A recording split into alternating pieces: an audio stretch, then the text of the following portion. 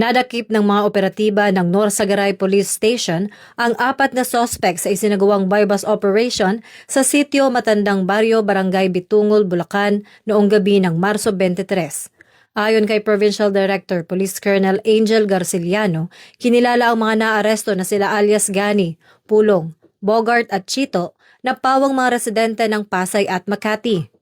Sa pinaigting na kampanya laban sa iligal na droga at loose firearms, matagumpay na nakumpiska ng pulisya ang isang caliber .45 pistol na may bala, 11 sachet ng hinihinalang shabu na may tinatayang halaga ng 95,200 pesos at isang sasakyang ginamit umano sa iligal na gawain. Ang operasyon ay bahagi ng tuloy-tuloy na hakbang ng Philippine National Police upang sugpuin ang kriminalidad at mapanatili ang kapayapaan sa komunidad. Maharap ang mga sospek sa kasong paglabag sa RA 10591 at ang RA 9165, Act of 2006.